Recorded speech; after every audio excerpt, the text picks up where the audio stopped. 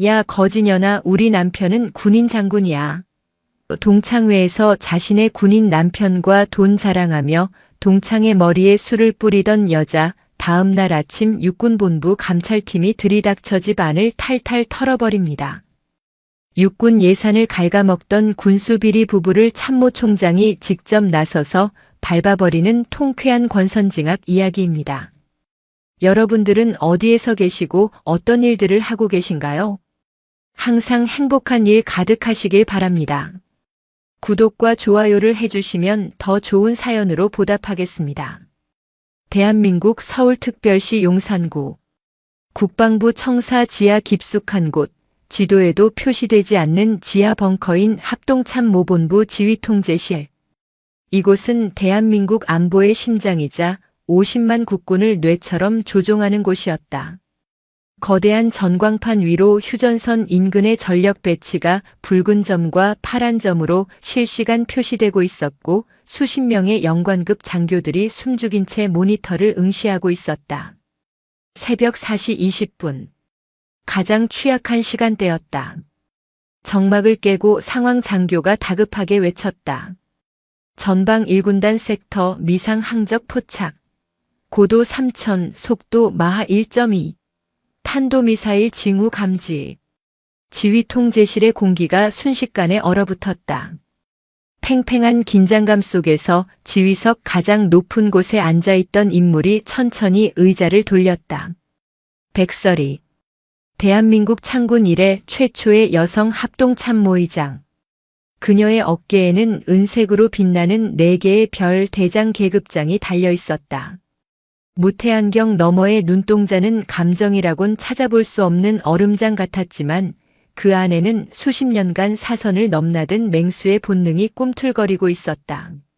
정보본부장 항적 분석 결과는 낮지만 묵직한 마치 동굴 속 바위가 굴러가는 듯한 목소리였다.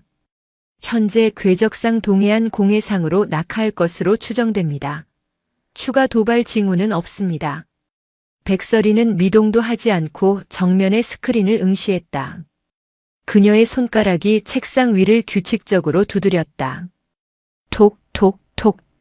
그녀의 머릿속에서는 수백 개의 시나리오가 슈퍼컴퓨터보다 빠르게 교차하고 있었다. 단순 시위용이다. 하지만 방심은 금물이야. 공군 작전사령부에 연락해. F-15K 편대 비상 대기시키고 동해상 이지스함 레이더 추적 유지해. 단 선제 타격은 내가 명령하기 전까지 절대 금지한다. 적은 우리의 과잉 대응을 노리고 있어. 알겠습니다. 의장님. 백설이의 침착하고 단호한 지시에 흔들리던 참모들의 눈빛이 안정을 되찾았다. 그녀는 대한민국군 서열 1위였다. 대통령을 보좌하여 군령권을 행사하는 최고 사령관. 그녀의 판단 하나에 한반도의 운명이 달려 있었다. 상황이 종료되고 아침 해가 뜰 무렵 백설이는 지친 몸을 이끌고 집무실로 돌아왔다. 비서실장이 따뜻한 쌍화차 한 잔을 내밀었다. 의장님, 밤새 고생하셨습니다. 잠시 눈이라도 붙이시지요. 아니야. 9시에 국방위원회 출석이 있어. 자료 검토해야 해. 백설이는 찻잔을 들며 책상 한 구석에 놓인 우편물을 발견했다. 국방부 로고가 아닌 고급스러운 한지로 만들어진 사적인 우편물이었다. 이건 뭐지? 아, 관저로 도착한 우편물인데 의장님께서 직접 보셔야 할 것 같아서 챙겨왔습니다. 백설이가 봉투를 뜯었다. 안에서 나온 것은 금박으로 장식된 초대장이었다. 인천 광성 여자중학교 제35회 동창회 초대장 장소 서울 강남구 그랜드 인터컨티넨탈 서울 파르나스 호텔 그랜드 홀룸. 광성여중. 그 이름을 보는 순간 백설이의 손이 미세하게 떨렸다. 방금 전 미사일 도발 앞에서도 태연했던 사성 장군의 눈동자가 심하게 흔들렸다. 코끝에서 비릿한 냄새가 나는 듯 했다. 인천의 낡은 부두, 썩은 바닷물 냄새, 그리고 자신을 애워싸고 비웃던 아이들의 얼굴. 도도히. 건설사 사장의 딸이자 학교의 여왕으로 군림했던 아이. 기억이 40년 전으로 빨려 들어갔다. 점심시간 급식실 뒤편. 도도희와 그 패거리들이 어린 서리를 구석으로 몰아넣었다. 야, 백설이. 너한테서 생선 비린내나. 좀 씻고 다니면 안 되냐?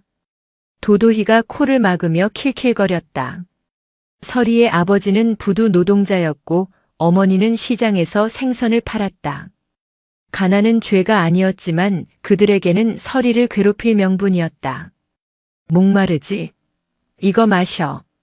도도희가 내민 것은 물이 아니었다. 식판을 닦고 남은 음식물 쓰레기가 둥둥 뜬 더러운 설거지물이었다. 안 마셔? 이게 내 수준에 딱 맞는 물인데. 도도희의 신호의 옆에 있던 나부리가 서리의 양팔을 붙잡았다. 도도희는 역겨운 냄새가 진동하는 오물을 서리의 입에 억지로 들이부었다. 먹어. 먹으라고. 이 거지 같은 년아. 캑캑거리며 오물을 뒤집어 쓴 서리를 보며 아이들은 배를 잡고 웃었다. 그날의 치욕, 그날의 냄새, 그날의 차가운 물의 감촉. 그것은 백설이의 가슴 깊은 곳에 썩지 않는 흉터로 남아있었다. 의장님, 괜찮으십니까? 비서실장의 목소리에 백설이는 퍼뜩 정신을 차렸다. 그녀는 무의식적으로 초대장을 구겨 쥐고 있었다. 식은땀이 흘렀다. 대한민국 전군을 지휘하는 대장이 고작 중학교 동창회 초대장 하나에 손을 떨고 있었다. 아무것도 아니야. 나가봐. 백설이는 구겨진 초대장을 쓰레기통에 던지려다 멈췄다. 그녀는 알고 있었다. 피한다고 사라지는 상처가 아니라는 것을. 퇴근 후 백설이는 서울 한남동 합참의장 공관으로 돌아왔다. 화려한 샹들리에와 대리석 바닥이 깔린 으리으리한 관저였지만 안쪽 주방에서는 구수한 된장찌개 냄새가 났다. 왔어? 오늘 전방이 시끄러웠다며. 고생했네. 앞치마를 두른 중년 남성 구만석이 국자를 든 채 현관으로 마중을 나왔다. 그는 백설이의 남편이었다. 겉보기엔 배 나온 동네 아저씨 같았지만 그의 팔뚝의 솟은 핏줄과 날카로운 눈매는 범상치 않은 과거를 짐작게 했다. 그는 과거 육군 특수전 사령부 707특임대에서 원사로 전역한 전설적인 특수부대원 출신이었다. 지금은 경기도 외곽에서 작은 주말 농장을 가꾸며 소박하게 살고 있었다. 서리는 제복 상의를 벗어 만석에게 건넸다. 어깨에 별 4개가 묵직하게 내려앉았다. 당신은 오늘 농장 일 어땠어? 말도 마. 고라니 녀석들이 상추를 다 뜯어먹었지 뭐야. 내가 멧돼지 잡던 실력으로 고라니랑 추격전 좀 했지. 만석이 너스레를 떨며 식탁을 차렸다. 두 사람은 마주보고 앉아 밥을 먹었다. 서리는 숟가락을 들다가 조심스럽게 초대장을 식탁 위에 올려놓았다. 이거. 왔어. 만석이 초대장을 집어들었다. 광석여중 동창회. 그의 눈썹이 꿈틀거렸다. 그는 서리가 잠꼬대로 끙끙 앓으며 도도희의 이름을 부르던 밤들을 기억하고 있었다. 아내의 등 뒤에 남은 마음의 흉터가 얼마나 깊은지 누구보다 잘 아는 사람이었다. 안 가도 돼. 뭐하러 그런 데 가서 스트레스를 받아. 당신이 지금 대한민국 합참의장인데 그런 놈들 상대할 시간도 아깝지. 만석이 단호하게 말했다. 하지만 서리의 눈빛은 흔들리고 있었다. 가고 싶어. 뭐? 당신 진심이야? 응. 확인해보고 싶어. 내가 정말 강해졌는지. 아니면 겉보기에만 계급장으로 무장한 겁쟁이인지. 그리고 어머니 유언 기억하잖아. 서리야, 진정한 복수는 용서가 아니다. 내가 보란듯이 잘 살아서 그들이 너를 올려다보게 만드는 거야. 하지만 그들이 여전히 악하다면 그때는 피하지 말고 밟아라. 품위 있게. 서리의 어머니는 생선 비린내를 풍기면서도 딸에게 비굴함을 가르치지 않았다. 서리의 눈빛이 흔들림 없이 빛났다. 만석은 한숨을 내쉬며 찌개 두부를 떠먹었다. 그래. 당신 고집을 누가 꺾겠어. 근데 어떻게 갈 거야? 정복 입고? 헌병대 경호 차량 깔고? 아니. 서리가 고개를 저었다. 계급장 떼고 갈 거야. 내 배경, 내 지위 다 내려놓고 그냥 인간 백서리로 갈 거야. 그들이 40년 전처럼 나를 대할 때 내가 어떻게 반응하는지 보고 싶어. 하. 이거 재밌겠네. 잠자는 사자의 콧수염을 뽑으러 가는 꼴이라니. 만석이 껄껄 웃으며 냉장고에서 막걸리 한 병을 꺼냈다. 좋아. 그럼 나도 같이 가. 당신 혼자 보내면 내가 불안해서 안 되겠어. 대신 나도 정체 숨기고 가는 거지. 나야 뭐 지금은 상추 키우는 농부니까 연기할 것도 없지만. 당신은 운전기사 노릇이나 해. 남편이라고 나서지 말고. 알았어, 알았어. 마누라 명령인데 따라야지. 근데 설이야, 그거 알아? 만석이 진지한 표정으로 설이를 바라보았다. 당신은 이미 이겼어. 그들이 명품 가방 자랑하고 남편 계급 자랑할 때 당신은 나라를 지키고 있었잖아. 쫄지 마. 당신 뒤엔 내가 있고 대한민국 50만 국군이 있어. 설이는 피식 웃음을 터뜨렸다. 남편의 투박한 위로가 그 어떤 훈장보다 따뜻하게 느껴졌다. 그날 밤 설이는 옷방 깊숙한 곳에서 오래된 옷들을 꺼냈다.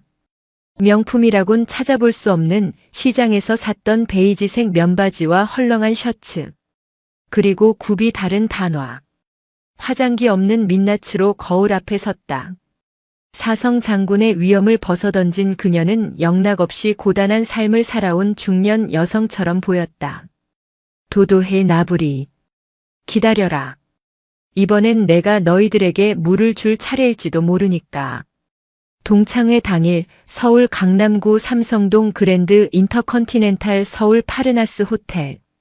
대한민국 최고의 럭셔리 호텔 연회장은 입구부터 화려함이 흘러넘쳤다.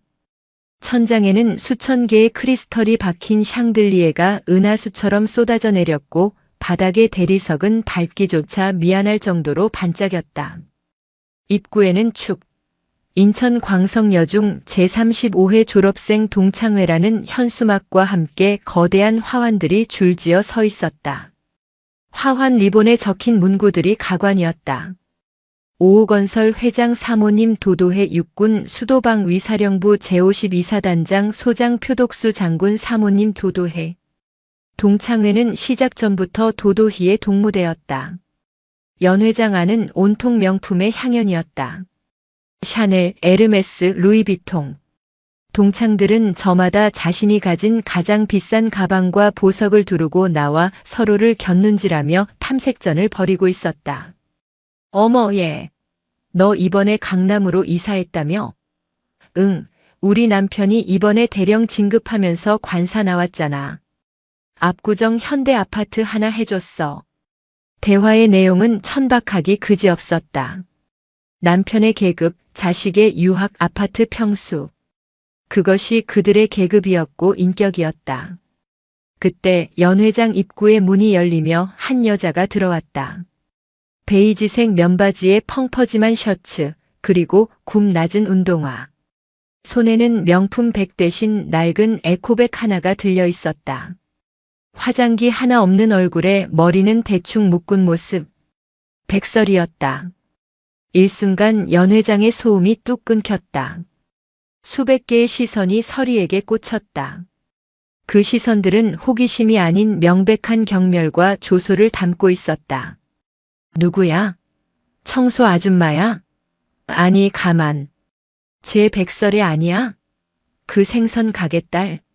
세상에 진짜네. 아직도 저러고 사나 봐. 여기 특급 호텔인데 옷 꼬라지 좀 봐. 설이는 쏟아지는 시선들을 묵묵히 받아내며 접수대로 걸어갔다.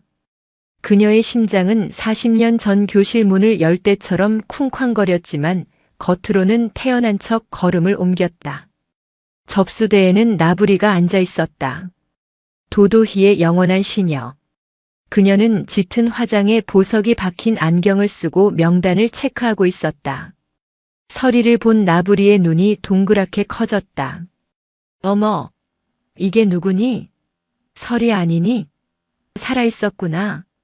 나부리의 목소리는 하이톤으로 찢어졌다. 그녀는 자리에서 일어나 서리의 머리부터 발끝까지 노골적으로 훑어보았다. 야, 정말 반갑다. 근데 너 여기 회비 얼마인지 알고 온 거니? 인당 30만 원이야. 혹시 부담되면 말해. 우리가 걷어서 내줄 수도 있으니까. 옛날 급식비 면제받던 것처럼. 나부리의 입가에 비릿한 미소가 걸렸다. 서리는 아무런 대꾸 없이 에코백에서 흰 봉투를 꺼냈다. 그리고 정확히 5만 원권 6장을 꺼내 접수대 위에 올려놓았다. 여기 있어. 내 이름표 줘. 서리의 목소리는 건조했다. 나부리는 흥이 깨진 듯 입술을 삐죽거리며 이름표를 던지듯 건넸다. 자존심은 여전하네. 자, 내 자리는 저기야. 구석 테이블. 나부리가 손가락으로 가리킨 곳은 서빙 통로 옆 가장 구석진 자리였다. 그곳에는 동창회의 주류에 끼지 못한 평범하게 사는 몇몇 친구들이 주눅든 채 앉아 있었다. 서리가 자리에 앉자마자 웅장한 음악과 함께 연회장의 메인 문이 활짝 열렸다. 야, 도희야. 새빨간 실크 원피스를 입은 여자가 모델처럼 걸어 들어왔다. 목에는 주먹만 한 진주 목걸이가, 손가락에는 다이아몬드 반지가 번쩍였다. 도도희였다. 그녀의 등장은 압도적이었다. 동창들이 일제히 일어나 박수를 치고 환호했다. 어머 얘들아, 다들 와줬구나. 내가 좀 늦었지? 남편 부대에서 사단장 취임 1주년 행사가 있어서 말이야. 장군 3호 노릇하기도 정말 힘들다니까. 그녀는 은근슬쩍 남편의 계급인 투스타 소장을 과시하며 중앙 테이블로 향했다. 나부리가 쪼르르 달려나가 도도희의 가방을 받아들었다. 언니, 오늘 진짜 여신이다. 역시 사모님 포스는 다르네. 남편분 표독수 장군님, 이번에 중장 진급하신다며? 호호, 아직 확정은 아닌데 뭐 거의 따놓은 당상이지. 도도희는 우아한 척 자리에 앉으려다 문득 나부리의 귓속말을 듣고 고개를 돌렸다. 그녀의 시선이 정확히 구석 테이블에 앉아있는 백설이에게 꽂혔다. 도도희의 눈매가 가늘어졌다. 먹잇감을 발견한 독사의 눈빛이었다. 그녀는 자리에 앉는 대신 또각또각 하이힐 소리를 내며 서리에게 다가왔다. 연회장의 분위기가 순식간에 싸늘해졌다. 어머, 이게 누구야? 우리 설애 아니니? 도도희가 서리의 테이블 앞에 멈춰 섰다. 지독한 향수 냄새가 서리의 코를 찔렀다. 정말 오랜만이다. 난 내가 죽은 줄 알았지 뭐야. 소식도 끊기고 해서. 근데 꼴을 보아하니 사는 게 많이 팍팍한가 봐. 도도희가 서리의 낡은 셔츠 자락을 손가락 2개로 집어들었다가 더러운 것을 만진 듯 탁 놓았다. 여기가 어디라고 이딴 옷을 입고 왔니? 호텔 물 흐리게. 주제 파악 좀 하고 살지. 혹시 남편이 아직도 부두에서 집 나르니? 서리는 천천히 고개를 들었다. 안경 너머의 차분한 눈동자가 도도희를 정면으로 응시했다. 오랜만이다, 도도희. 여전히. 예의라곤 찾아볼 수가 없구나. 서리의 차분한 대꾸에 도도희의 얼굴이 울그락불그락 달아올랐다. 감히 백설의 따위가 내 눈을 똑바로 쳐다보고 말대꾸를 해? 도도희의 자존심에 금이 갔다. 뭐? 예의? 야, 백설이. 너 지금 나한테 뭐라고 했어? 시끄러우니까 좀 비켜줄래? 밥맛 떨어지려고 해. 하, 이 미친년이 진짜 돌았나?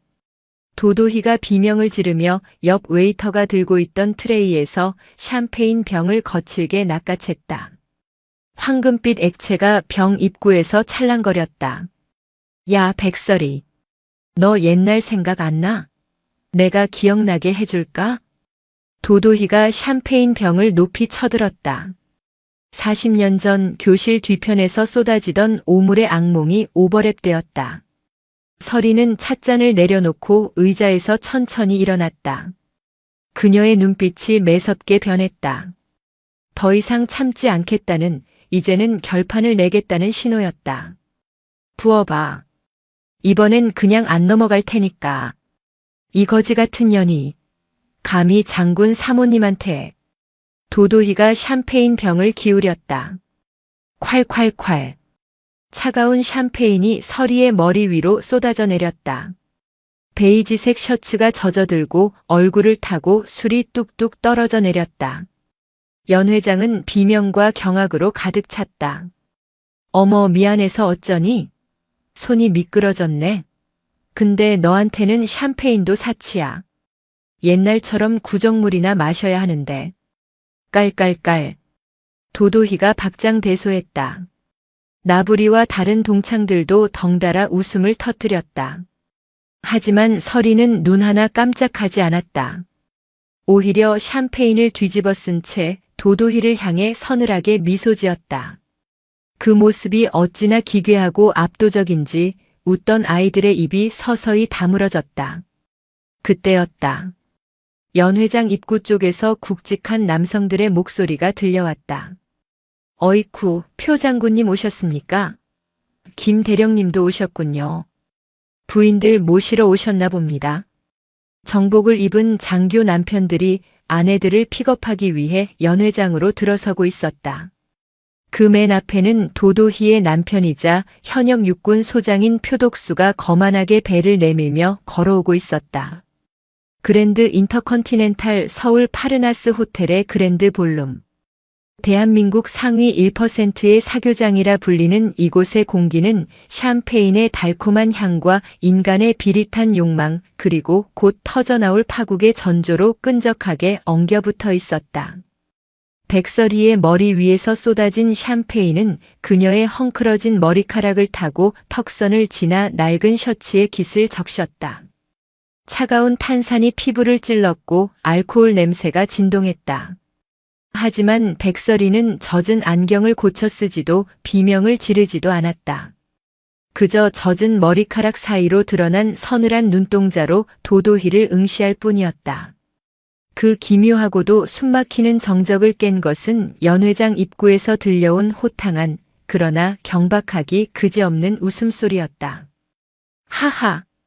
김대령, 자네 와이프는 내조를 참 잘해. 우리 집사람 비위를 저렇게 잘 맞춰주니 내가 진급 평정을 잘 안 줄 수가 있나?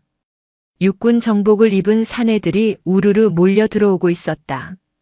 그 선두에는 어깨에 2개의 별 소장 계급장을 단 표독수가 거만하게 배를 내밀며 걸어왔다. 육군 수도방위 사령부 예하 제52보 병사단장.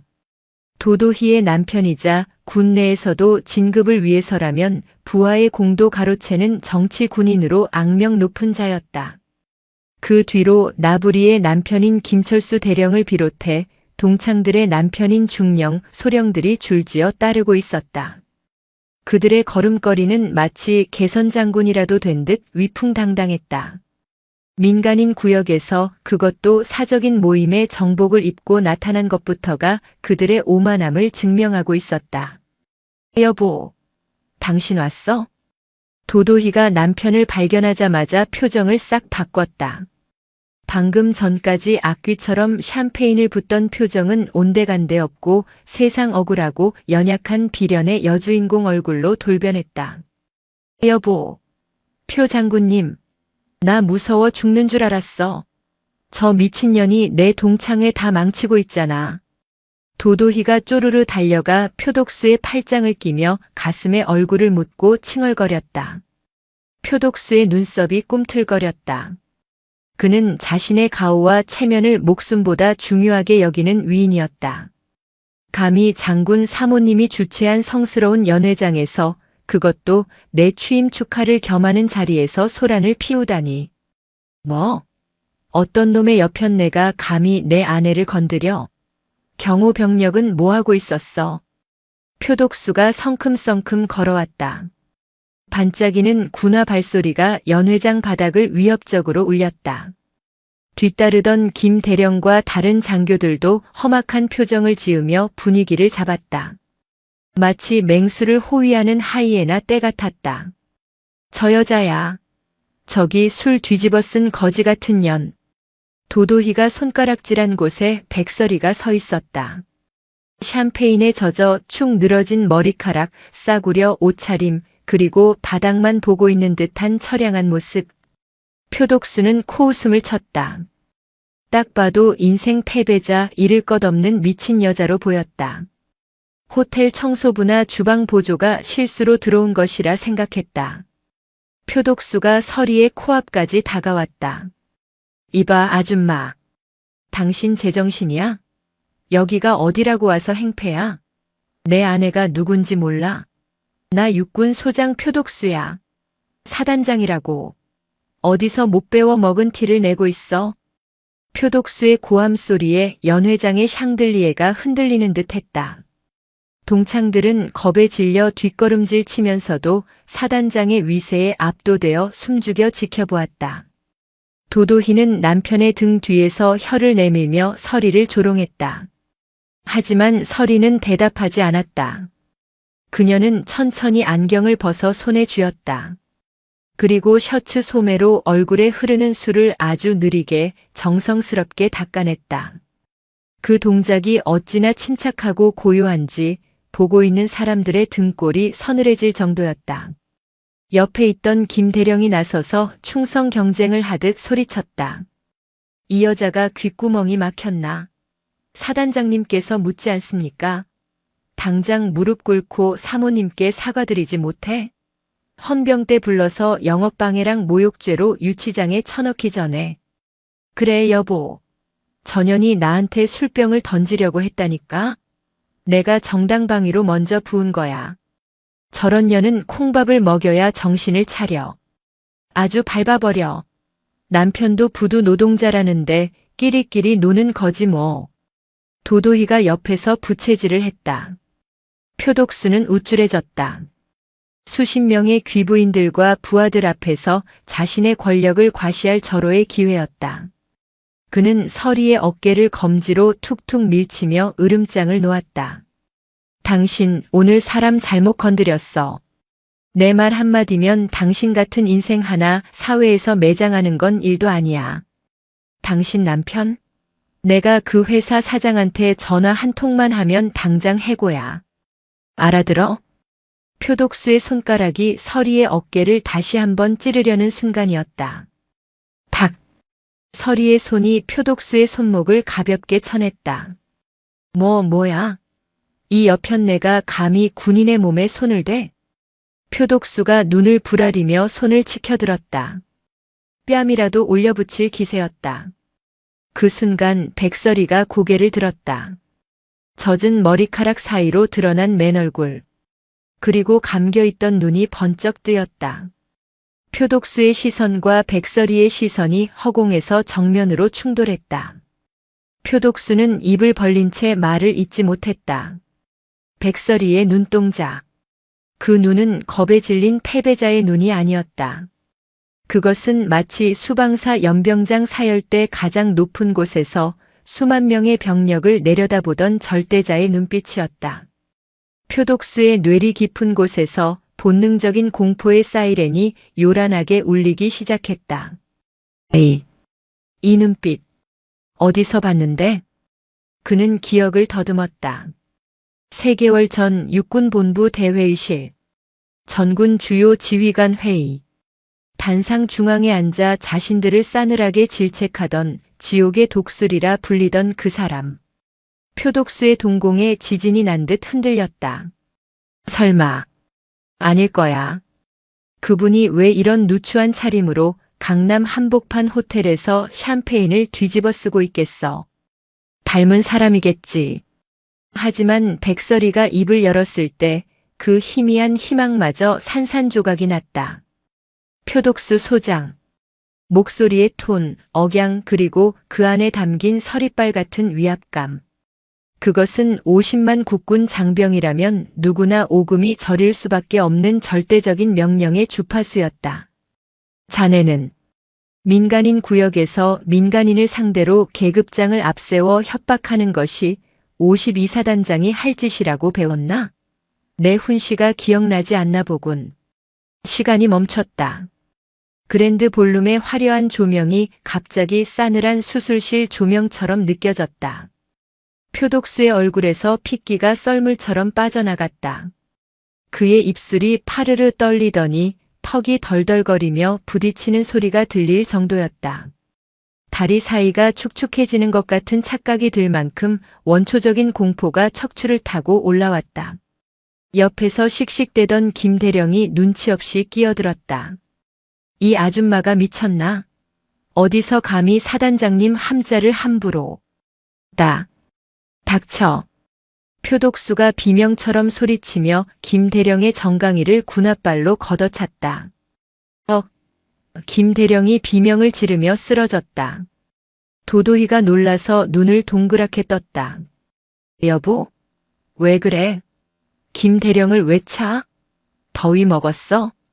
하지만 표독수의 귀에는 아내의 목소리가 들리지 않았다.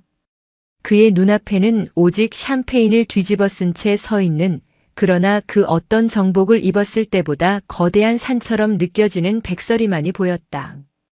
표독수의 다리가 의지와 상관없이 후들거렸다. 30년 넘게 몸에 밴 군인의 조건반사가 이성을 지배했다. 사성 장군, 그것도 직속상관인 합참의장 앞에서는 숨소리조차 내면 안 된다는 그 절대적인 위계질서. 쾅. 표독수의 무릎이 대리석 바닥에 꽂혔다. 무릎뼈가 깨질 듯한 소리가 연회장에 울렸다. 그는 마치 감전된 사람처럼 용수철같이 상체를 세우고 오른손을 번개처럼 눈썹 끝에 가져다 댔다. 충성. 합동참모의장님께 대하여 경례. 그의 목소리는 찢어질 듯한 비명에 가까웠다. 순간 연회장 안에 있던 모든 군인들이 얼어붙었다. 김대령, 최중령, 박소령. 그들은 합참의장이라는 단어를 듣는 순간 뇌가 정지했다. 합참의장. 군 서열 1위. 사성장군. 국방부 장관을 제외하면 군복을 입은 자 중 가장 높은 존재. 군령권을 가진 실질적인 최고 사령관. 쓰러져 있던 김대령이 벌떡 일어나며 서리의 얼굴을 다시 보았다. 그리고 경악했다. 국방일보 일면에서 뉴스에서 매일 보던 그 얼굴이었다. 안경을 벗고 머리가 젖었을 뿐 그 서늘한 눈매는 분명 백설이 대장이었다. 충성. 연쇄 반응이 일어났다. 김대령이 무릎을 꿇었다. 뒤따라온 중령들이 소령들이 일제히 바닥에 무릎을 꿇고 거수 경례를 올렸다. 수십 명의 장교들이 술냄새가 진동하는 연회장 바닥에 머리를 조아리고 있는 기괴하고도 압도적인 광경이었다. 도도희는 입을 떡 벌린 채 이 상황을 이해하지 못했다. 여보, 당신 미쳤어? 일어나. 쪽팔리게 왜 그래? 전현이 뭐라고? 합참. 뭐? 의자? 도도희가 표독수의 어깨를 잡고 흔들었다. 하지만 표독수는 아내의 손을 거칠게 뿌리쳤다. 손 치워. 이 무식한 여편네야. 너 지금 누구한테 술을 부은 줄 알아? 너 미쳤어? 우리 다 죽이려고 작정했어? 저분은 대한민국 합참의장 백설이 대장님이셔. 표독수는 울부짖고 있었다. 공포였다. 단순한 상사에 대한 두려움이 아니었다. 자신의 군 생활, 아니 인생 전체가 지금 이 순간 끝장날 수도 있다는 원초적인 공포였다. 연금, 명예, 다 끝났다. 군법회의에 회부되면 징역살이를 면치 못할 것이다. 서리는 여전히 경례를 받지 않았다. 그녀는 천천히, 아주 천천히 걸음을 옮겨 무릎 꿇은 표독수의 앞으로 다가갔다. 샴페인에 젖은 낡은 운동화가 표독수의 반짝이는 구두 코앞에 멈췄다. 표 소장. 예. 소장 표독수. 내 기억이 맞다면 자네는 지난달 지휘관 회의 때 청렴과 명예를 강조하며 군 기강을 확립하겠다고 도구했었지. 예. 그렇습니다. 그런데 자네 부인은 동창생 머리에 술을 붓고 자네는 민간인을 협박하나? 그리고 부하들을 사적인 연회에 동원해? 이것이 자네가 말한 명예인가? 서리의 목소리는 높지 않았지만 표독수의 심장을 난도질했다. 죽을 죄를 지었습니다. 의장님, 한 번만, 제발 한 번만 살려주십시오. 표독수가 바닥에 머리를 쾅쾅 찧었다. 이마에서 피가 흘렀지만 그는 멈추지 않았다. 주변의 동창들은 사색이 되어 있었다. 특히 나부리는 다리에 힘이 풀려 주저앉아 버렸다. 자신이 시녀 취급하며 5만 원짜리라고 비웃었던 그 백설이가 남편인 김대령이 하늘처럼 모시는 사단장조차 벌벌 떨게 만드는 군 서열 1위라니. 그때 연회장 입구에서 또 다른 남자가 걸어 들어왔다. 덥수룩한 수염에 흙이 묻은 작업복 점퍼 차림의 구만석이었다. 하지만 그의 눈빛은 맹수 그 자체였다. 그는 성큼성큼 걸어와 무릎 꿇은 장교들 사이를 가르고 서리의 곁으로 왔다. 만석은 주머니에서 깨끗한 손수건을 꺼내 서리의 얼굴에 묻은 샴페인을 정성스럽게 닦아주었다. 괜찮아? 눈 안 따가워? 다정한 목소리였다. 서리는 잠시 만석의 손길에 얼굴을 맡겼다. 그 모습을 본 김대령이 눈을 비비며 헛구역질을 할 듯 놀랐다. 구원사님? 김대령은 초임 소위 시절 707특임대에서 자신을 지옥 훈련으로 굴렸던 전설의 행보관 살인 병기 구만석을 기억하고 있었다. 인간 흉기라 불리던 그가 합참의장의 남편이라니. 만석은 김대령을 슬쩍 곁눈질로 보더니 피식 웃었다. 김대위. 아니 이제 대령인가? 많이 컸네. 근데 자네 사단장님 교육을 어떻게 시켰길래 내 마누라 머리에 술을 붓게 놔두나? 자네가 배운 군인 정신이 고작 이거였나? 김대령은 히익 소리를 내며 바닥에 납작 엎드렸다. 상황은 완전히 역전되었다. 아니, 역전이라는 말로도 부족했다. 그것은 일방적인 학살이자 신의 심판과도 같았다. 서리는 만석의 손길을 가만히 잡았다가 놓았다. 그리고 다시 도도희를 향해 섰다. 도도희는 이제야 상황 파악이 된 듯 했다. 남편이 피를 흘리며 머리를 박고 있고 천하의 나부리가 기절초풍하여 쓰러져 있는 상황.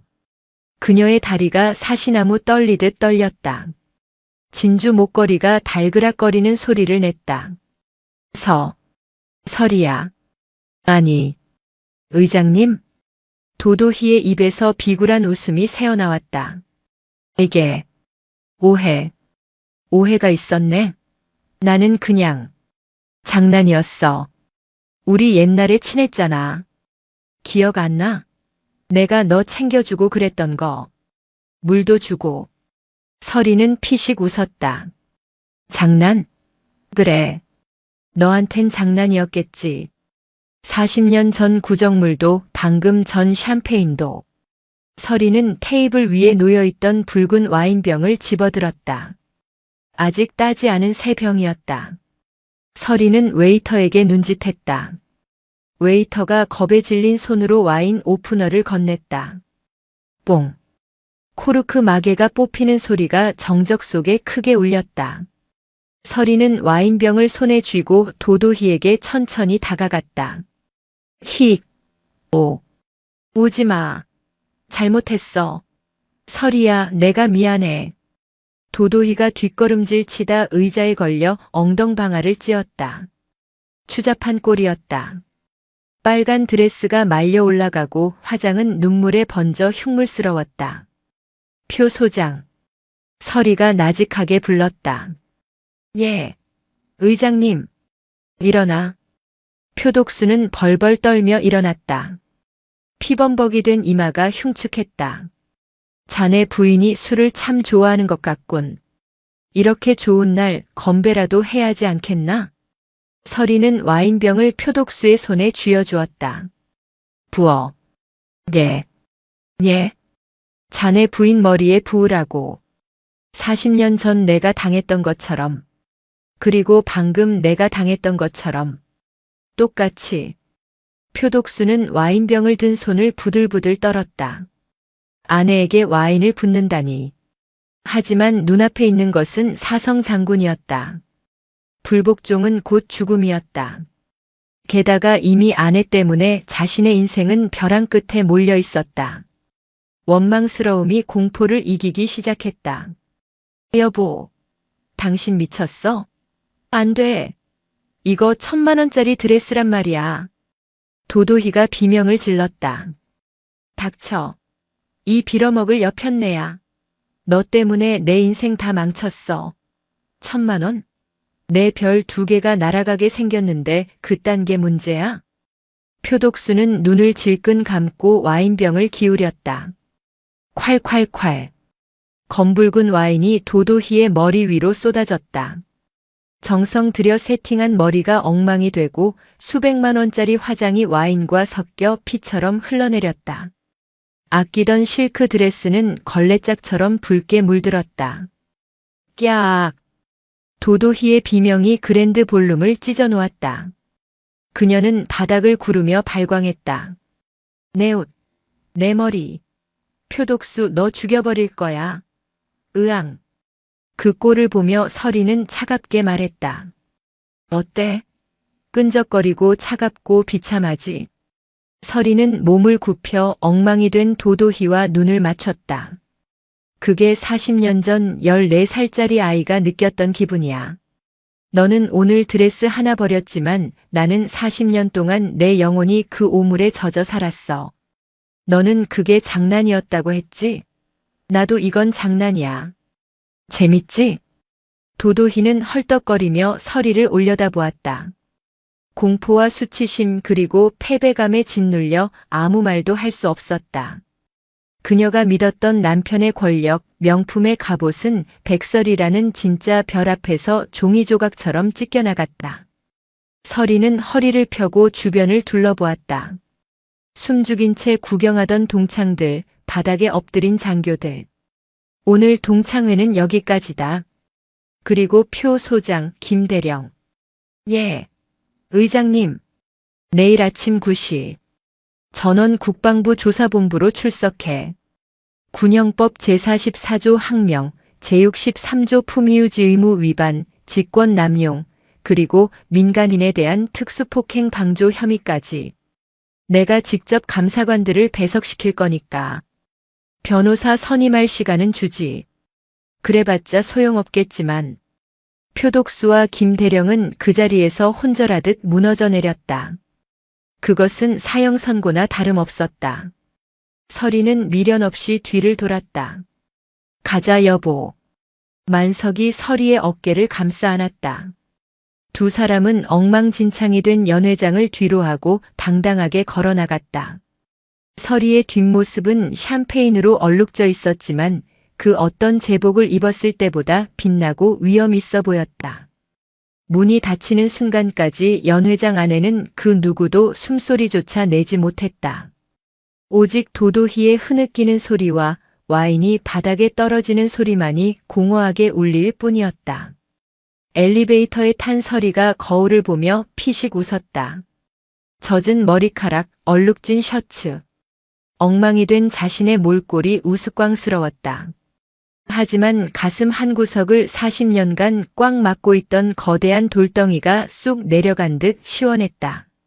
속 시원해? 만석이 물었다.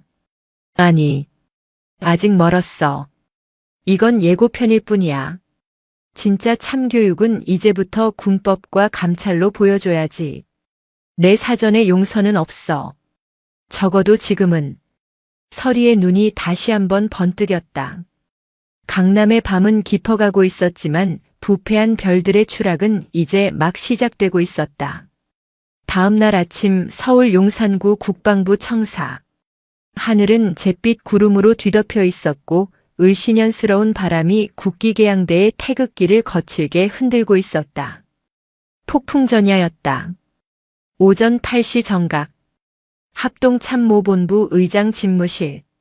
백설의 대장은 어젯밤의 허름한 옷차림이 아닌 풀먹인 정복의 약장이 번쩍이는 완벽한 지휘관의 모습으로 책상 앞에 앉아 있었다.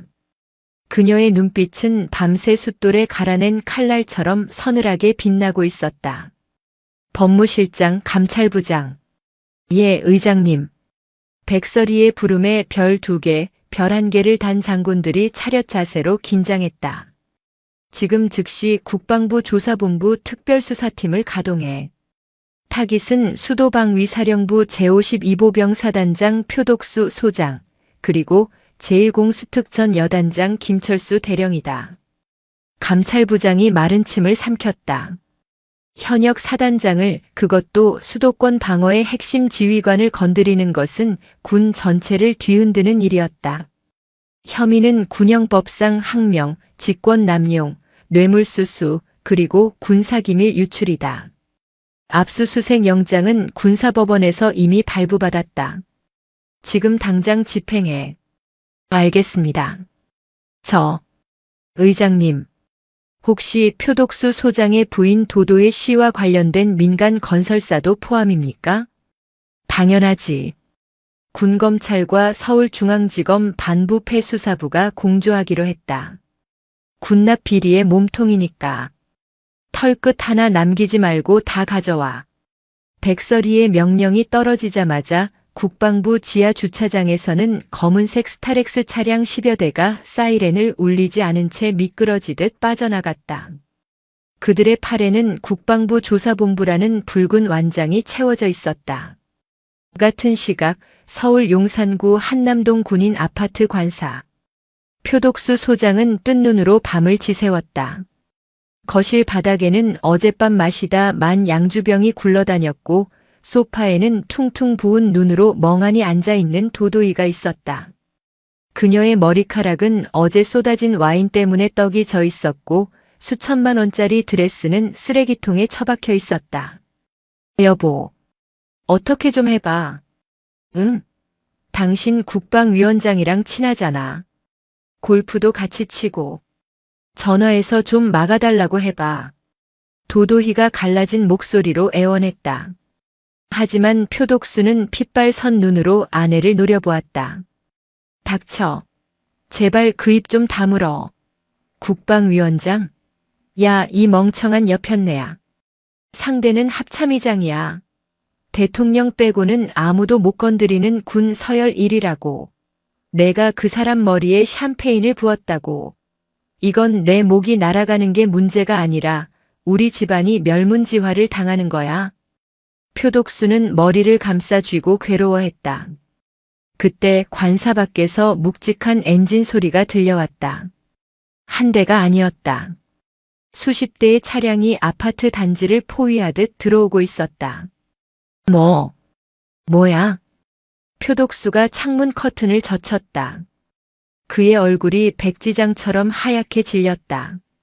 관사 입구로 검은색 양복을 입은 수사관들과 헌병들이 물밀듯이 들이닥치고 있었다. 왔구나. 저승사자들이 왔어. 쾅, 쾅, 쾅.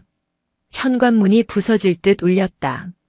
초인종을 누르는 예의 따위는 없었다. 문 여십시오. 국방부 조사본부입니다. 표독수 소장님 긴급 체포영장 발부되었습니다. 문 안 열면 강제 개방합니다. 표독수는 다리에 힘이 풀려 주저앉았다. 도도희는 비명을 지르며 안방으로 도망치려 했지만 이미 특수 장비를 든 수사관들이 도어록을 부수고 현관을 박차고 들어오고 있었다. 군홧발이 거실의 고급 페르시아 카펫을 짓밟았다. 표독수 소장, 당신을 군형법 제44조 항명, 제38조 군용물 절도 및 횡령, 뇌물수수 혐의로 긴급 체포합니다. 변호인을 선임할 권리가 있으며 수사관들이 표독수의 양팔을 거칠게 꺾어 올렸다. 자, 잠깐. 나 사단장이야. 투스타라고. 예우 안 해? 후배들이 어디서 감히. 표독수가 발버둥 쳤지만 수사관 중 책임자로 보이는 대령이 차갑게 비웃었다. 예우. 합참의장님 면전에서 하극상을 벌이고 부하들을 산호비처럼 부린 군인에게 예우는 없습니다. 당신은 군인의 수치야. 끌고 가. 철컥. 차가운 금속 수갑이 표독수의 손목을 조였다. 평생을 권력의 상징으로 여겼던 손목시계 옆에 범죄자의 낙인이 채워진 것이다. 안 돼. 여보. 우리 남편 잡아가지 마요. 내가 그랬어요. 내가 술 부었다고요. 도도희가 울부짖으며 달려들었지만 여군 수사관이 그녀를 가로막았다. 도도혜 씨. 당신도 갑시다. 군사기밀보호법 위반 및 민간인 특수폭행, 뇌물공여 혐의로 참고인 조사가 필요합니다. 그리고 당신 건설사 지금 국세청 특별세무조사팀 들어갔습니다. 얌전히 따라오시죠. 관사 밖으로 질질 끌려나가는 표독수의 어깨에서 수사관이 손을 뻗었다. 찍. 소름 끼치는 소리와 함께 표독수가 평생을 바쳐 달았던 두 개의 별이 견장과 함께 뜯겨나갔다. 은색 별이 진흙탕 바닥에 떨어져 뒹굴었다. 아파트 주민들이 창문으로 그 광경을 지켜보고 있었다. 오만했던 장군 부부의 몰락. 그것은 단순한 체포가 아니라 40년 묵은 원한이 정의라는 시스템을 통해 집행되는 처절한 단죄였다. 국방부 조사본부 지하 2층. 제1취조실. 창문 하나 없는 좁은 방, 쇠책상 하나와 의자 2개, 그리고 눈을 찌를 듯한 백색 형광등. 이곳은 별들의 무덤이라 불리는 곳이었다. 표독수는 죄수복 대신 뜯겨나간 계급장 자국이 선명한 전투복을 입은 채 앉아 있었다. 헝클어진 머리, 초점 없는 눈동자. 하루 만에 10년은 늙어 보였다. 그의 앞에는 산더미 같은 서류가 쌓여 있었다. 단순히 어젯밤의 사건 때문만이 아니었다. 백설의 대장은 이미 오래전부터 이들의 비리를 낱낱이 파악하고 있었다. 철컥. 육중한 철문이 열리고 누군가 들어왔다. 수사관이 아니었다. 베이지색 정복 차림의 백설이었다. 그녀의 가슴에는 화려한 약장 대신 명예로운 훈장 하나만이 달려 있었다. 표독수는 반사적으로 벌떡 일어나려 했다. 하지만 수갑이 책상에 묶여 있어 덜그럭거리는 소리만 낼 뿐이었다. 앉아. 서리의 목소리는 낮고 고요했다. 그녀는 맞은편 의자에 앉아 표독수를 물끄러미 바라보았다. 분노도 경멸도 없는 무심한 눈빛이 표독수를 더 미치게 만들었다. 의장님, 잘못했습니다. 한 번만 용서해 주십시오. 제가 술에 취해서, 제 아내가 무식해서, 저는 정말 몰랐습니다. 표독수가 비굴하게 고개를 조아렸다. 눈물과 콧물이 범벅이 된 얼굴은 어제 호텔에서 호통치던 사단장의 모습과는 딴판이었다. 서리는 책상 위에 놓인 서류 한 장을 집어들었다. 표독수, 자네 작년에 52사단 장병 복지회관 리모델링 공사 누구한테 줬지? 표독수의 눈동자가 흔들렸다. 그건 공개 입찰을 통해서 적법하게. 도도건설. 자네 부인 도도희의 차명 회사더군. 입찰가는 다른 업체보다 30%나 비쌌는데도 선정됐어. 그리고 그 대가로 자네 아내는 청담동 명품 매장에서 VIP 대우를 받으며 1억 원어치 가방을 샀고. 맞나? 서리가 서류를 책상 위에 툭 던졌다. 그리고 재작년 겨울용 방한복 납품업체 선정. 김철수 대령 부인 나부리의 친척명의 회사. 솜이 다 빠진 불량 패딩을 납품받아 우리 병사들이 전방에서 동상에 걸렸던 그 사건. 자네가 단순 관리 소홀로 덮었지? 표독수는 숨을 쉴 수가 없었다. 모든 것이 발가벗겨져 있었다. 부끄럽지 않나? 서리의 목소리에 처음으로 뜨거운 분노가 실렸다. 나는 자네가 내 머리에 술을 붓게 놔둔 것 때문에 이러는 게 아니야. 자네는 군인이다. 국가와 국민을 지키라고 병사들 춥지 않게 입히고 배불리 먹이라고 준 그 별을 고작 아내의 명품 백과 아파트 투기에 팔아먹었어. 그게 내가 자네를 용서할 수 없는 진짜 이유다. 의장님, 제발 연금만이라도 받게 해주십시오. 저 전역하면 아무것도 없습니다. 아이들 유학비도. 표독수가 책상에 머리를 박으며 읍소했다. 연금? 꿈깨. 자네는 불명예 전역이 아니라 파면이다. 그리고 징역형을 살게 될 거야. 이등병으로 강등되어 감옥에서 죗값을 치러라. 내가 갉아먹은 병사들의 피와 땀 거기서 갚아. 서리는 자리에서 일어났다. 아, 그리고 자네 부인 도도혜 씨. 지금 옆방에서 조사를 받고 있는데 아주 재밌는 진술을 하더군. 서리가 차갑게 웃었다. 남편이 시켜서 억지로 한 일이라고. 횡령도 뇌물도 다 남편이 사단장 품위 유집이 필요하다고 해서 시킨 짓이라고. 자기는 가정주부라 아무것도 모른다고 하던데. 표독수의 표정이 일그러졌다. 배신감에 치를 떨었다. 그년이. 야, 이 나쁜 년아. 내가 누구 때문에 그 짓을 했는데. 다 내가 백 사달라, 외제차 바꿔달라 징징거려서 그런 거잖아. 매일 밤마다 돈 타령하던 게 누군데. 표독수가 고래고래 소리를 지르며 발광했다. 수갑찬 손으로 책상을 내리쳤지만 아픈 것은 제 손뿐이었다. 서리는 씁쓸한 표정으로 뒤돌아섰다. 서로 물어뜯어라. 그게 너희들이 평생 살아온 방식이니까. 취조실을 나온 서리는 복도 끝 자판기 앞에 섰다.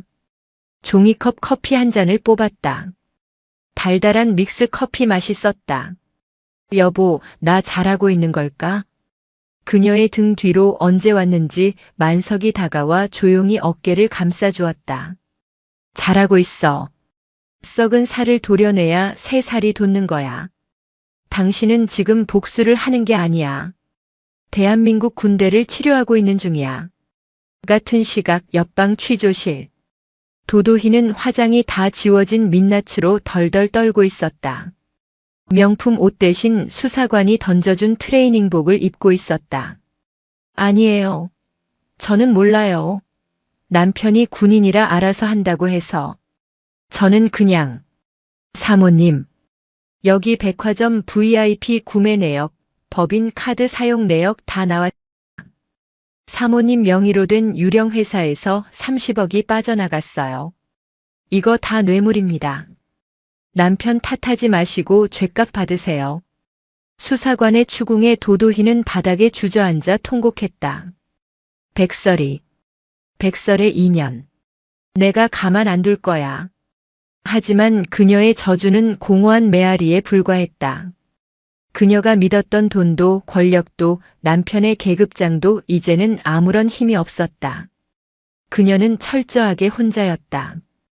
일주일 후 대한민국 뉴스는 온통 현역 사단장 부부의 역대급 방산 비리 및 뇌물수수 사건으로 도배되었다.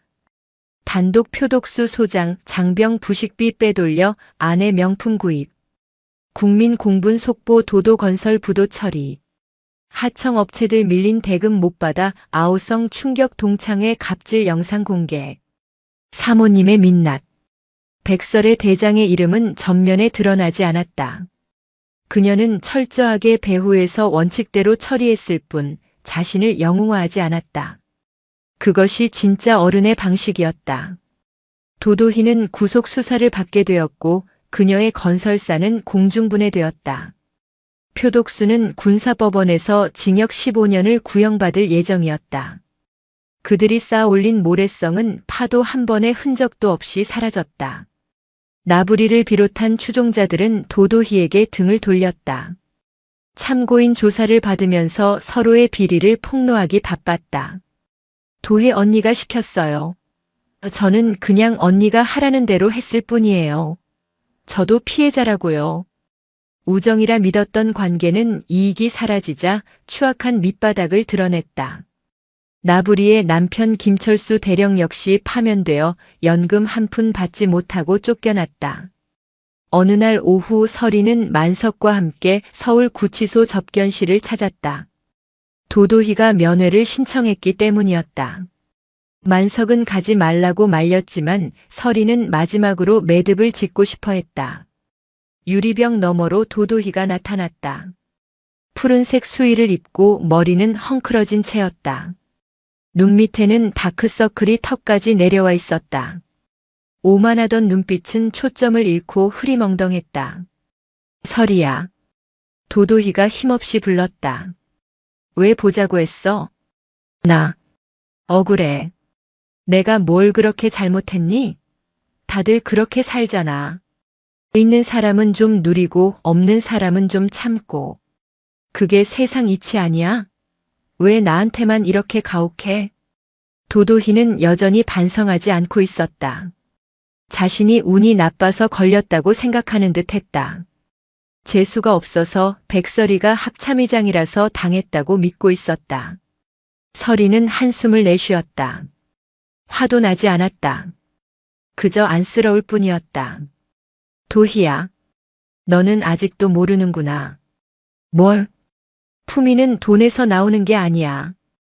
그리고 강함은 남을 짓밟는 데서 나오는 게 아니야. 너는 평생 갑옷처럼 명품을 두르고 남편 계급장을 휘둘렀지만 그 안에 너는 발가벗은 어린애였어. 겁쟁이였고. 뭐라고? 겁쟁이? 그래. 너는 내 자신이 초라해질까봐 나를 괴롭혔어. 나를 밟으면서 내 우월감을 확인하고 싶었겠지. 하지만 나는 내가 불쌍해. 너는 단 한 번도 진정한 너 자신으로 살아본 적이 없으니까. 껍데기뿐인 인생. 서리는 자리에서 일어났다. 나는 너를 용서하지 않아. 하지만 미워하지도 않을 거야. 너를 미워하는 감정조차 나에게는 시간 낭비니까. 여기서 평생 내가 지은 죄를 곱씹으며 살아. 그게 내가 받을 진짜 벌이야. 야, 백설이. 가지마. 야, 내 돈 돌려내. 도도희가 유리벽을 두드리며 소리쳤지만 서리는 뒤도 돌아보지 않고 접견실을 나갔다. 등 뒤에서 들리는 도도희의 절규가 점점 멀어졌다. 구치소를 나온 두 사람을 맞이한 것은 맑게 갠 가을 하늘이었다. 배고프다. 여보, 우리 밥 먹으러 갈까? 만석이 서리의 손을 잡으며 물었다. 뭐 먹을래? 스테이크? 아니면 호텔 뷔페? 서리가 고개를 저으며 웃었다. 아니, 김밥. 편의점에서 파는 1,500원짜리 김밥이랑 컵라면. 그게 먹고 싶어. 하하. 역시 백설희답다. 그래, 가자. 한강 가서 먹자. 두 사람은 근처 편의점으로 향했다. 시그니엘의 수십만 원짜리 코스 요리보다 한강 벤치에 앉아 먹는 김밥 한 줄이 훨씬 더 귀하고 맛있게 느껴졌다. 서리는 김밥을 오물오물 씹으며 생각했다. 어린 시절 오물을 뒤집어 쓰고 울면서 집으로 돌아오면 엄마가 씻겨주시고 입에 넣어주던 따뜻한 밥 한 숟가락. 그것이 자신을 살게 했다. 그리고 지금은 남편 만석이 곁에 있다. 이거면 됐어. 나는 충분히 행복해. 서리는 40년 동안 가슴을 짓누르던 돌덩이가 완전히 사라진 것을 느꼈다. 그녀는 이제 더 이상 과거에 상처 입은 소녀가 아니었다. 그녀는 대한민국 합참의장이자 사랑받는 아내, 그리고 스스로의 존엄을 지킨 승리자였다. 한강의 강물이 석양을 받아 금빛으로 반짝였다. 별들은 침묵했지만 그 침묵 뒤에는 정의가 살아 숨쉬고 있었다. 그리고 그들의 낡은 벤치 위에는 소박하지만 가장 확실한 행복이 놓여 있었다. 계절이 두 번 바뀌어 서울 용산구 국방부 고등군사법원 대법정의 창밖에는 매서운 겨울바람이 불고 있었다. 하지만 법정 안의 열기는 용광로처럼 뜨거웠다. 대한민국 건군 이래 최대 규모의 장성급 방산 비리 및 민간인 모욕 사건 선고 공판이 열리는 날이었기 때문이다. 방청석은 발 디딜 틈이 없었다. 카메라 플래시를 터뜨리는 기자단, 분노한 시민단체, 그리고 이 역사적인 재판을 지켜보기 위해 참석한 군 관계자들로 가득 찼다. 그들의 시선은 피고인석에 앉은 두 남녀에게 집중되어 있었다. 수의를 입은 표독수 전 소장과 도도희. 불과 몇 달 전 강남 특급 호텔에서 샴페인을 터뜨리며 천하를 호령하던 그들의 모습은 이제 찾아볼 수 없었다. 표독수는 머리를 짧게 깎은 채 퀭한 눈으로 허공을 응시했고 도도희는 화장기 없는 누런 얼굴에 깊은 주름이 패어 마치 병든 노파처럼 보였다. 찬란했던 다이아몬드 대신 그들의 손목에는 차가운 수갑이 채워져 있었다. 피고인 표독수 도도희에 대한 선고를 시작한다. 재판장의 엄숙한 목소리가 법정의 소음을 잠재웠다. 마이크를 통해 울리는 목소리는 저승사자의 선고와도 같았다. 피고인 표독수는 육군 소장이라는 고위직에 있으면서 국가 안보를 담보로 아내의 차명회사에 특혜를 주고 수십억 원의 리베이트를 챙겼다. 또한 자신의 직위를 이용하여 부하들에게 사적인 노역을 강요하고 합참의장에게 하극상을 범하여 군의 명예를 실추시켰다. 재판장이 잠시 숨을 고르고 도도희를 바라보았다. 피고인 도도희는 남편의 권력을 자신의 것으로 착각하여 민간인을 상대로 상습적인 폭언과 폭행을 일삼았으며 뇌물 공여 및 횡령을 주도하여 시장 질서를 교란했다. 그 순간 침묵을 지키던 표독수가 벌떡 일어나 울부짖었다. 재판장님, 억울합니다. 저는 다 아내가 시켜서 한 겁니다. 저 여자가 백화점 갈 때마다 돈 없다고 징징대고 강남 아파트 평수 넓혀야 한다고 들볶아서 어쩔 수 없이. 저는 가정의 평화를 지키려던 피해자입니다. 표독수의 비겁한 변명에 방청석에서 야유가 터져나왔다. 그 말을 들은 도도희가 미친 사람처럼 소리 질렀다. 이 미친 인간아. 뭐? 내가 시켜? 내가 장군 체면 세워달라고 돈 필요하다며. 골프 회원권 끊어달라고 외제차 리스비 내달라고 밤마다 사람 괴롭힌 게 누군데. 내 인생 물어내. 너 때문에 내가 전과자 됐어. 법정은 순식간에 아수라장이 되었다. 부부였던 두 사람은 서로의 머리채를 잡을 듯이 으르렁거렸다. 사랑도 의리도 그들이 자랑하던 품격도 없었다. 오직 형량을 줄이기 위한 추악한 아귀 다툼뿐이었다. 꼴 좋다. 저게 사단장 부부라니. 평생 감옥에서 썩어라. 재판장이 의사봉을 쾅쾅 두드렸다. 정숙, 피고인들은 자중하시오. 더 이상 소란을 피우면 가중 처벌하겠소. 법정에 다시 살얼음판 같은 정적이 흘렀다. 재판장이 판결문을 낭독했다. 주문. 피고인 표독수를 징역 15년에 처한다. 또한 불명예 전역과 동시에 계급을 2등병으로 강등하며 군인연금 지급을 전액 박탈한다. 추징금 50억 원을 선고한다. 표독수의 다리가 풀려 바닥에 주저앉았다. 2등병 강등. 평생을 바쳐 쌓아온 계급이 흙바닥으로 추락하는 순간이었다. 피고인 도도희를 징역 10년에 처한다. 관련 도도건설은 폐업 조치하며 부정 축제한 모든 재산을 국고로 환수한다. 안 돼. 내 돈. 내 아파트. 그거 어떻게 모은 건데. 도도희가 짐승 같은 비명을 지르며 거품을 물고 쓰러졌다. 교도관들이 달려들어 그녀를 제압했다. 끌려나가는 도도희의 손톱이 법정 바닥을 긁으며 칠판 긁는 듯한 소름 끼치는 소리를 냈다. 법정 맨 뒤쪽 검은 모자를 푹 눌러 쓴 한 여성이 조용히 자리에서 일어났다. 백설이었다. 그녀는 안경 너머로 이 모든 과정을 무표정하게 지켜보았다. 통쾌함보다는 깊은 씁쓸함이 가슴을 스쳤다. 결국 욕망의 끝은 이토록 초라한 것을. 서리는 법정을 빠져나왔다. 밖에는 첫눈이 내리고 있었다. 그녀의 뺨에 차가운 눈송이가 닿았다가 녹아내렸다.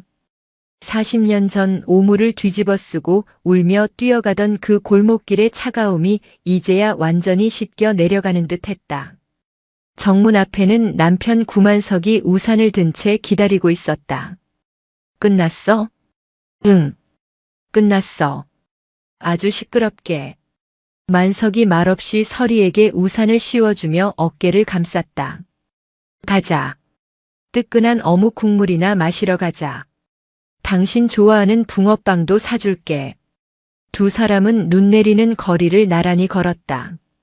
서리는 문득 뒤를 돌아보았다. 삭막한 법원 건물이 눈발 속에 희미해지고 있었다.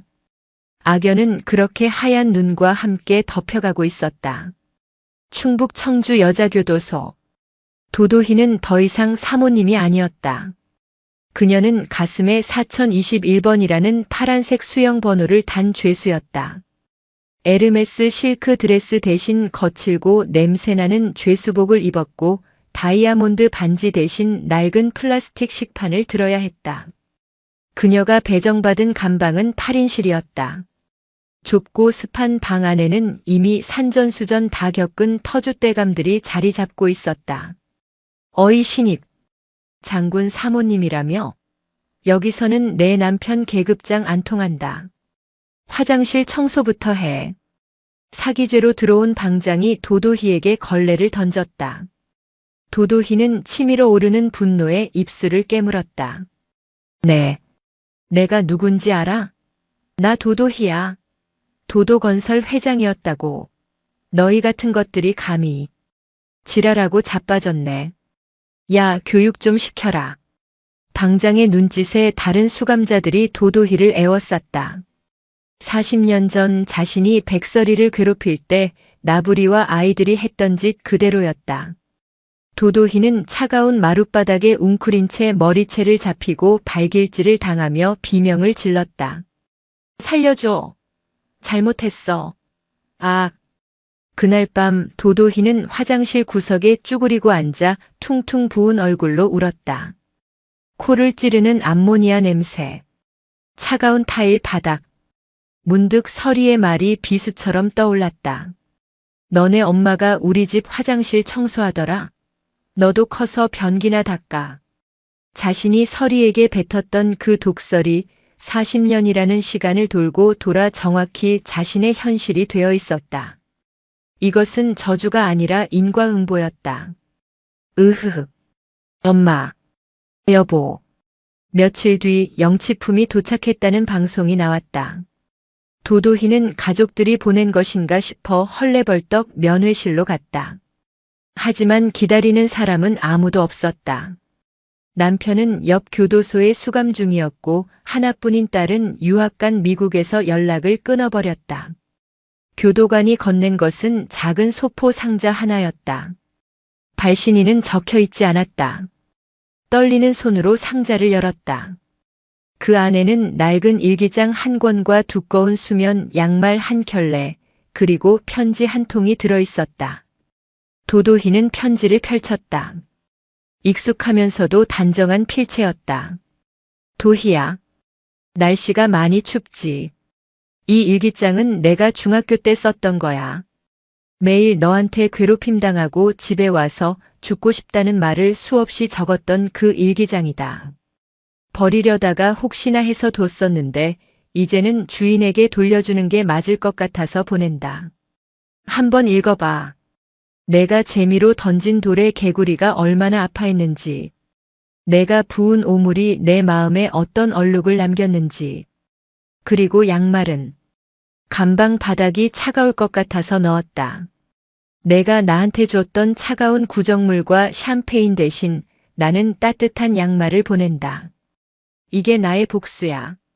너와 똑같은 괴물이 되지 않겠다는 선언이고, 부디 그곳에서는 남의 눈이 아니라 내 자신의 마음을 들여다보며 살길 바란다. 밥 굶지 말고. 편지 끝에는 이름 대신 작은 포도송이 그림이 그려져 있었다. 도도희는 일기장을 넘겼다. 삐뚤빼뚤한 글씨로 적힌 14살 백설이의 절규가 가득했다. 오늘도 도희가 내 가방을 변기에 버렸다. 냄새가 나서 하루 종일 굶었다. 엄마가 생선 판다고 도희가 놀렸다. 우리 엄마 냄새 안 나는데. 엄마 미안해. 학교 가기 싫다. 그냥 죽어버릴까. 도도희의 손이 덜덜 떨렸다. 툭 투둑. 눈물이 일기장 위로 떨어져 글씨를 번지게 했다.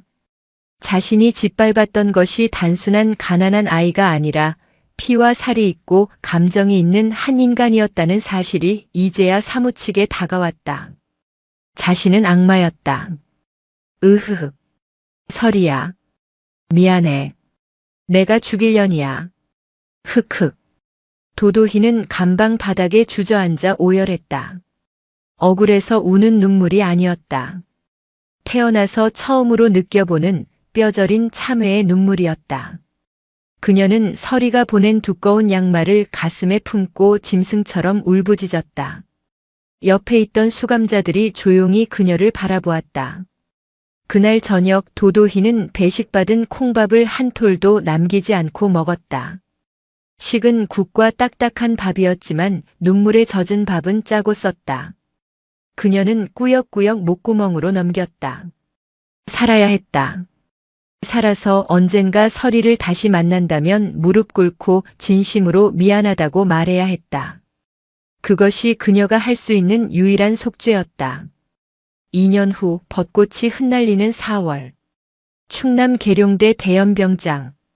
대한민국 국군 3군의 본부인 이곳에서 50만 장병의 도열을 받으며 백설이 대장이 단상에 섰다. 저녁식이었다. 그녀는 대한민국 국군 역사상 가장 존경받는 합참의장으로 기록되었다. 재임 기간 동안 그녀는 군내 사조직을 척결하고 방산 비리를 뿌리 뽑았으며 장병들의 처우를 혁신적으로 개선했다. 나 백설이는 오늘부로 군복을 벗습니다.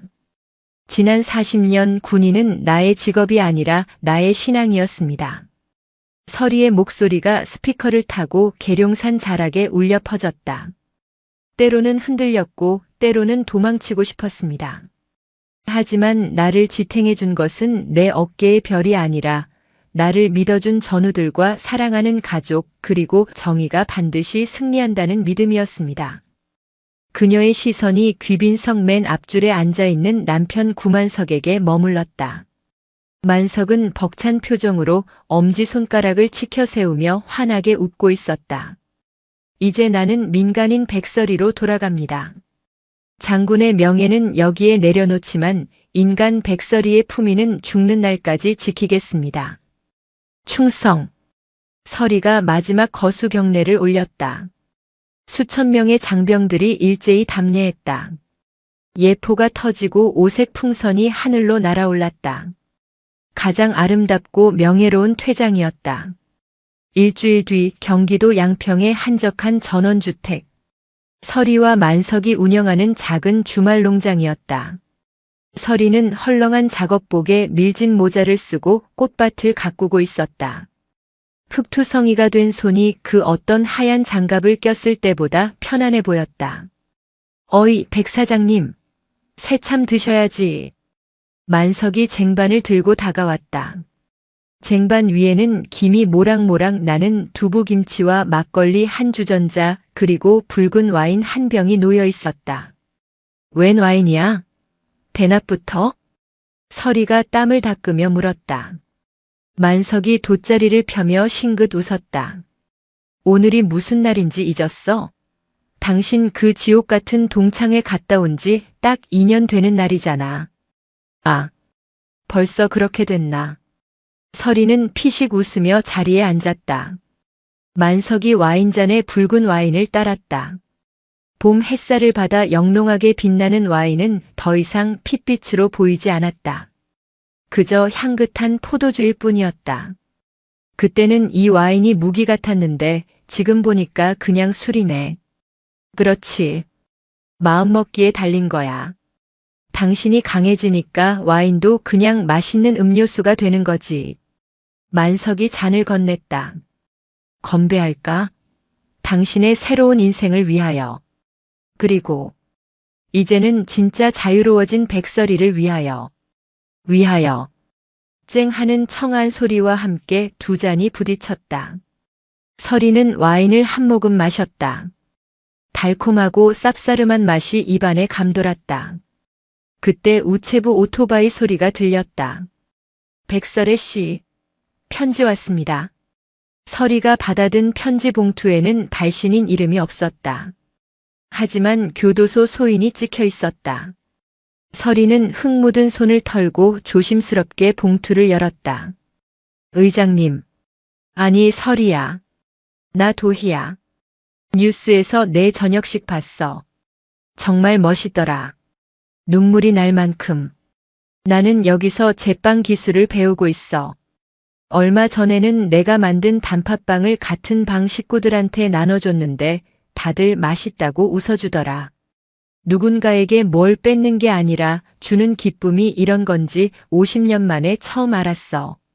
내가 보낸 양말 구멍 날 때까지 신고 기워서 또 신고 있어.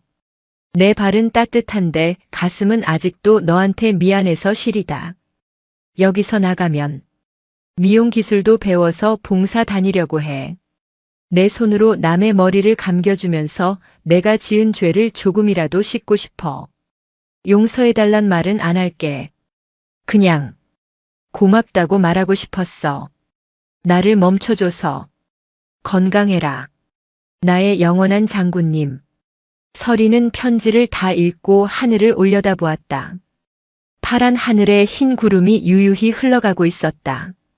그녀는 편지를 곱게 접어 가슴 주머니에 넣었다. 누구야? 만석이 물었다. 그냥 옛날 친구. 이제야 철든 친구. 서리는 미소를 지으며 만석의 어깨에 기대었다. 봄바람이 살랑이며 라일락 향기를 실어 날랐다. 더 이상 폭풍은 없었다. 여보, 나 지금 참 좋다. 나도 좋다. 당신이랑 이렇게 흙 만지며 사는 거 내 평생 소원이었어. 두 사람은 서로의 손을 꼭 잡았다.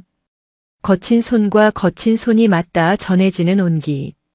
그것은 계급장보다 명품보다 권력보다 훨씬 더 위대하고 단단한 사랑의 증거였다. 별들은 밤이 되면 빛나지만 해가 뜨면 조용히 사라진다. 하지만 사라지는 것이 아니다. 보이지 않는 곳에서 여전히 자리를 지키고 있을 뿐. 백설이라는 별은 이제 제복 위에서가 아니라 그녀의 살 속에서 가장 찬란하고 따뜻하게 빛나고 있었다. 그녀의 정원에는 붉은 장미와 보랏빛 포도나무가 평화롭게 어우러져 자라고 있었다. 오늘도 요지경 사연을 잘 들어주셔서 감사합니다.